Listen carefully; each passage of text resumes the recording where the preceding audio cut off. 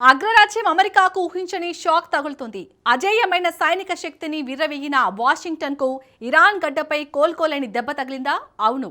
4 నెలల్లో Iran లొంగదీసుకోవచ్చన్న Donald Trump అంచనాలు తలకిందులయ్యాయి. Iran క్షిపణులు సరికొత్త ప్రపంచ యుద్ధ వ్యూహానికి తెరలేపాయి.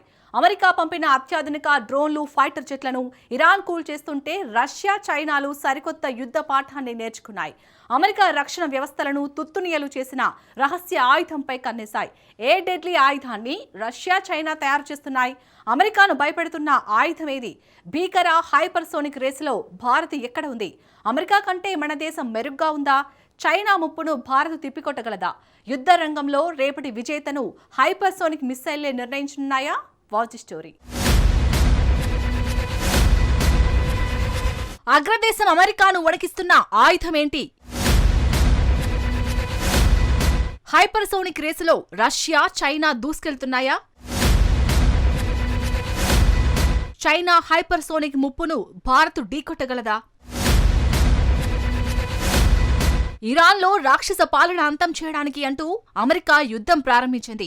ఈ ఏడాది ఫిబ్రవరి 28న ఇజ్రాయెల్తో కలిసి ఇరాన్పై అమెరికా దాడులకు దిగింది. తెహ్రాన్కు బుద్ధి చెప్పడానికి 4 నెలల పాటు నిర్విరామంగా తీవ్ర స్థాయిలో సాగించే దాడులు సరిపోతాయని డొనాల్డ్ ట్రంప్ భావించాడు. తమ యుద్ధ విమానాలు తిరుగులేనివని, ప్రపంచానికి చాటి చెబుతాయని అమెరికా అధ్యక్షుడు బలంగా నమ్మాడు. అమెరికా వైమానిక దాడులు ప్రత్యర్థులను వణికిస్తాయని ట్రంప్ ఊహించారు. యుద్ధం కూడా వారం రోజుల్లో ముగుస్తుందని అంచనా వేశాడు. ట్రంప్ అంచనాలు, ఊహలు, భావనలు తప్పని ఇరాన్ నిరూపించింది.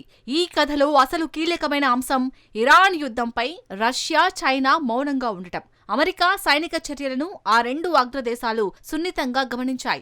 యుద్ధం ఫలితాలను విశ్లేషిస్తూ సరికొత్త పాఠాన్ని నేర్చుకున్నాయి. అమెరికా నిఘా వర్గాల అంచనా ప్రకారం నేర్చుకున్న పాఠాలతో మాస్కో, బీజింగ్ ఓ నిర్ణయానికి వచ్చాయి. అదేంటంటే హైపర్సోనిక్ క్షిపణులపై పెట్టుబడి పెట్టడం. నిజానికి ఇక్కడ పాఠం నేర్చుకున్నది ప్రపంచంలోనే సూపర్ మిలిటరీ ఉన్న దేశం నుంచి కాదు. ఆంక్షల వలయంలో చిక్కుకొని దౌత్యపరంగా ఒంటరైన ఇరాన్ నుంచి ఆ 2 దేశాలు చాలా అంశాలను నేర్చుకున్నాయి. ఇరాన్ యుద్ధం ఒక విషయాన్ని స్పష్టం చేసింది. శక్తివంతమైన అమెరికా డ్రోన్లు, ఫైటర్ జెట్లను గుర్తించవచ్చు, వాటిని అడ్డుకోవచ్చు, కూల్చివేయొచ్చని స్పష్టత వచ్చింది. హైపర్సోనిక్ క్షిపణులను అడ్డుకోవడం ఎవరికీ సాధ్యం కాదని ఇరాన్ యుద్ధం ప్రపంచానికి చాటింది. ఎందుకంటే ఇవి ధ్వని వేగం కంటే 5 రెట్ల వేగంతో దూసుకెళ్తాయి. ప్రపంచంలోని అత్యుత్తమ రక్షణ వ్యవస్థలను సైతం ఈ క్షిపణులు బోల్తా కొట్టించగలవు, వాటి వేగాన్ని మించిపోగలవు. అందుకే రష్యా, చైనాలు వీటిపైనే పందెం కాస్తున్నాయి. ముందుగా రష్యా విషయానికొస్తే, వ్లాదిమిర్ పుతిన్ హైపర్సోనిక్ ఆయుధశాలలో కింజాల్, అవాన్గార్డ్ అనే 2 అస్త్రాలు అత్యంత కీలకమైనవి. కొన్ని వారాల క్రితం పుతిన్ వీటి గురించి సవివరంగా మాట్లాడారు. తాము 2004లోనే అవాన్గార్డ్ అనే ఖండాంతర క్షిపణి వ్యవస్థపై పనిచేస్తున్నామని రష్యా అధ్యక్షుడు తెలిపారు. 2019 నుంచి అది వినియోగంలో ఉన్నట్టు వివరించారు. తర్వాత 2017 నుంచి సేవలందిస్తున్న Kinzhal medium range air launched hypersonic క్షిపణిని అందుబాటులోకి తెచ్చినట్లు క్రెమ్లిన్ బాస్ స్పష్టం చేశారు. కింజాల్ ఇప్పటికే యుక్రెయిన్ యుద్ధంలో ఉపయోగిస్తున్నట్టు పుతిన్ వెల్లడించారు. అయితే కింజాల్ను మరింత ఆధునీకరించే ప్రక్రియ కూడా కొనసాగుతుందని రష్యా అధ్యక్షుడు వెల్లడించారు. ఇప్పుడు ముందుగా కింజాల్ గురించి చూద్దాం. ఈ క్షిపణి గగనతలం నుంచి ప్రయోగించే హైపర్సోనిక్ క్షిపణి. ఇది ధ్వని కంటే 10 రెట్లు వేగాన్ని అందుకోగలదు. అంటే గంటకు 12,000 కిలోమీటర్ల కంటే ఎక్కువ వేగంతో దూసుకెళ్తోంది. 2,000 కిలోమీటర్ల దూరంలోని లక్ష్యాలను పిన్ పాయింట్తో ధ్వంసం చేస్తోంది. యుక్రెయిన్పై రష్యా చేస్తున్న దాడుల్లో కింజాల్ క్షిపణిని పదే ఉపయోగించింది. రష్యా ఆయుధశాలలోని మరో హైపర్సోనిక్ అస్త్రం అవాన్గార్డ్. ఇది ప్రపంచంలోనే అత్యంత వేగవంతమైన క్షిపణి. ఇది ధ్వని కంటే 20 రెట్లు వేగాన్ని అందుకుంటుంది. గంటకు ఏకంగా 25,000 కిలోమీటర్ల వేగంతో శత్రు లక్ష్యాలపై దూసుకెళ్తుంది. ఈ క్షిపణిని అడ్డుకోగల వైమానిక రక్షణ వ్యవస్థ ప్రపంచంలోనే ఎక్కడా లేదు. స్పష్టంగా చెప్పాలంటే పుతిన్ చేతిలో ఉన్న తిరుగులేని ఆయుధం అవాన్గార్డ్. పెంటగాన్ నివేదికల ప్రకారం రష్యా ప్రతి సంవత్సరం 100 హైపర్సోనిక్ క్షిపణులను తయారు చేస్తుంది. 2035 నాటికి రష్యా వద్ద 1000 అవాన్-గార్డ్ క్షిపణులు ఉంటాయని అంచనా. ఇక ఇప్పుడు చైనా విషయానికి వద్దాం. రష్యా వ్యూహం బెదిరింపు అయితే చైనా ఫిలాసఫీ భారీ ఉత్పత్తి. బీజింగ్ వద్ద 2 ప్రధాన హైపర్సోనిక్ వ్యవస్థలు ఉన్నాయి. మొదటిది డాంగ్ ఫెంగ్ 17. దీన్ని షార్ట్ కట్ లో DF-17 అంటారు. ఈ క్షిపణి మాక్ 10 వేగంతో దూసుకెళ్తుంది. 2000 కిలోమీటర్ల దూరంలోని లక్ష్యాలను ధ్వంసం చేస్తోంది. కానీ చైనా నుంచి అసలైన ముప్పు డాంగ్ ఫెంగ్ 26 రూపంలో పొంచి ఉంది. ఈ క్షిపణి వేగం మాక్ 18 అంటే గంటకు 22,000 కిలోమీటర్ల వేగంతో దూసుకెళ్తోంది. దీనికి ఒక విలక్షణమైన ముద్దు పేరు కూడా ఉంది. అదే గువామ్ కిల్లర్. పసిఫిక్ మహాసముద్రంలోని అమెరికా సైనిక స్థావరాలను, ముఖ్యంగా గువామ్కు ఇది సులభంగా చేరుకోగలగడమే ఇందుకు కారణం. అయితే చైనాకు ఉన్న అసలైన బలం దాని ఫ్యాక్టరీలో ఉంది. పెంటగాన్ అంచనాల ప్రకారం చైనా ప్రతి ఏటా ఏకంగా 370 హైపర్సోనిక్ క్షిపణులను ఉత్పత్తి చేయగల సామర్థ్యాన్ని కలిగి ఉంది. 2035 నాటికి బీజింగ్ వద్ద దాదాపు 4000 క్షిపణులు సిద్ధం కానున్నాయి. అంటే రాబోయే 10 ఏళ్లలో రష్యా, చైనాల ఉమ్మడి ఆయుధశాలలో ఏకంగా 5000 హైపర్సోనిక్ ఆయుధాలు చేరబోతున్నాయి. ఈ పరిణామం సహజంగానే వాషింగ్టన్ను తీవ్ర ఆందోళనకు గురిచేస్తుంది. హైపర్సోనిక్ రేసులో అమెరికా సంఖ్యాపరంగానూ సాంకేతికంగానూ వెనుకబడిపోయింది. ఈ విషయంలో వైట్ హౌస్ ఇప్పటికే ప్రమాద ఘంటికలను మోగించింది. రష్యా, చైనాలతో పోలిస్తే అమెరికా వద్ద ఉన్న హైపర్సోనిక్ క్షిపణులు కేవలం వేళ్ల మీద లెక్కించదగినవే. వాటిని కూడా ఇంకా పూర్తిగా సైన్యంలోకి చేర్చుకోలేదు. అవి ఇంకా పరీక్షల దశలోనే ఉన్నాయి. అయితే ఆ పరీక్షల్లోనూ పెద్దగా సంబరపడేంత ఫలితాలు కూడా ఏమీ రాలేదు. గత 5 ఏళ్లలో కనీసం 8 సార్లు ఈ క్షిపణి పరీక్షలు విఫలమైనట్లు నివేదికలు చెబుతున్నాయి.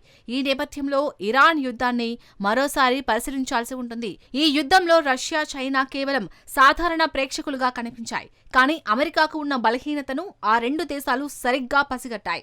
యుద్ధ విమానాలకు, వ్యూహాత్మక బాంబర్లకు కొన్ని పరిమితులు ఉంటాయి. వాటికి ఇంధనం నింపడం, ఆయుధాలను అమర్చడం వంటి ప్రక్రియలు వ్యయ ప్రయాసాలతో కూడిన అంశాలు. పైగా ప్రతి మిషన్లోనూ పైలట్ల ప్రాణాలు పణంగా పెట్టాల్సి వస్తుంది. అందుకు భిన్నంగా హైపర్సోనిక్ క్షిపణులు తక్కువ ఖర్చుతో అత్యధిక నష్టాన్ని చేకూరుస్తాయి. ఈ ఆయుధాలు మరింత ప్రాణాంతకమైనవే. ఇందుకు సంబంధించిన దృశ్యాలను మనం ఇప్పటికే యుక్రెయిన్ యుద్ధంలో చూశాం. కోట్లాది డాలర్ల విలువైన అమెరికా తయారీ వైమానిక రక్షణ వ్యవస్థలు ఈ యుద్ధంలో విఫలమయ్యాయి. ఇరాన్ ప్రయోగించిన క్షిపణులు అమెరికా రక్షణ సామర్థ్యపు ప్రతిష్టను మంటగల్పాయి. దీనితో అమెరికా కూడా తన పాఠాలు నేర్చుకుంది. ఇప్పుడు శత్రువుల క్షిపణులను అడ్డుకునే ఇంటర్సెప్టర్లను తయారు చేసేందుకు తీవ్రంగా శ్రమిస్తోంది. కానీ మరోవైపు మాస్కో, బీజింగ్ మాత్రం హైపర్సోనిక్ క్షిపణుల నిర్మాణంలో వేగాన్ని పెంచాయి.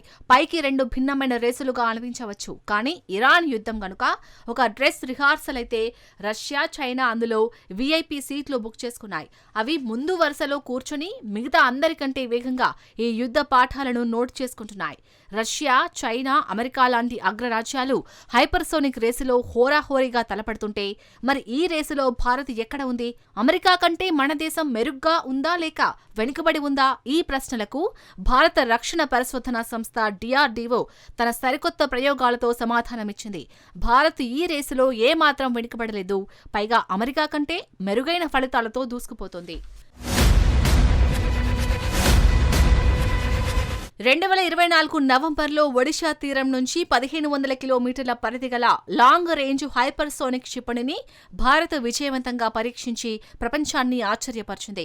అమెరికా వరుస వైఫల్యాలతో కొట్టుమిట్టాడుతుంటే భారత్ మాత్రం తన తొలి ప్రయత్నాల్లోనే ఖచ్చితమైన లక్ష్య ఛేదనను ప్రదర్శించింది.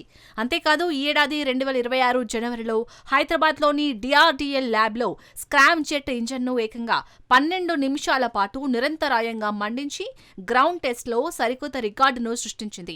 ఈ అద్భుత విజయాలతో రష్యా, చైనా, అమెరికా సరసన హైపర్సోనిక్ క్లబ్ లో భారత్ సగర్వంగా నిలిచింది. అయితే ఇక్కడ అసలైన సవాల్ చైనాను బీట్ చేయడం. సంఖ్యాపరంగా చూస్తే ప్రస్తుతం చైనా భారీ పారిశ్రామిక ఉత్పత్తితో మనకంటే చాలా ముందుంది. చైనా వద్ద ఇప్పటికే వందలాది హైపర్సోనిక్ క్షిపణులు సిద్ధంగా ఉన్నాయి. కానీ సాంకేతిక నాణ్యత, వ్యూహాత్మక రక్షణ పరంగా చైనాకు గట్టి పోటీ ఇచ్చేందుకు భారత్ పక్కా వ్యూహంతో అడుగులు వేస్తోంది. డిఆర్డీఓ ప్రస్తుతం హైపర్సోనిక్ గ్లైడ్ మిస్సైల్ తో పాటు ధ్వని కంటే 6 రెట్ల వేగంతో దూసుకెళ్లే ధ్వని క్షిపణిని, అలాగే రష్యాతో కలిసి బ్రహ్మోస్ 2 హైపర్సోనిక్ క్రూయిజ్ క్షిపణిని వేగంగా అభివృద్ధి చేస్తోంది. కేవలం దాడి చేయడమే కాదు, శత్రువుల హైపర్సోనిక్ దాడులను తిప్పికొట్టే ఇంటర్సెప్టర్ రక్షణ వ్యవస్థలపై కూడా భారత్ రీసెర్చ్ చేస్తోంది. చైనాకున్న భారీ ఫ్యాక్టరీల సామర్థ్యాన్ని భారత్ సంఖ్యాపరంగా వెంటనే అందుకోలేకపోవచ్చు. కానీ శత్రువును ముప్పేట తిప్పలు పెట్టగల టెక్నాలజీతో చైనా రక్షణ వ్యూహాలను తుత్తునియలు చేయడానికి భారత్ సర్వసన్నద్ధమవుతుంది. యుద్ధ రంగంలో రేపటి విజేతను నిర్ణయించేది హైపర్సోనిక్ ఆయుధాలేనని ఇరాన్ పరిణామాలు రుజువు చేశాయి. అందుకే అమెరికా తన వైఫల్యాలను సరిదిద్దుకునే పనిలో పడగా రష్యా, చైనాలు తమ ఆయుధ సంపత్తిని వేలల్లోకి పెంచుకునేందుకు పరిగెడుతున్నాయి. ఈ గ్లోబల్ రేసులో భారత్ కేవలం ప్రేక్షక పాత్రకు పరిమితం కాలేదు. తన స్వదేశీ ఆత్మనిర్భర్ సాంకేతికతతో అత్యంత వేగంగా అస్త్రాలను సిద్ధం చేసుకుంటూ గట్టి పోటీదారుగా నిలిచింది.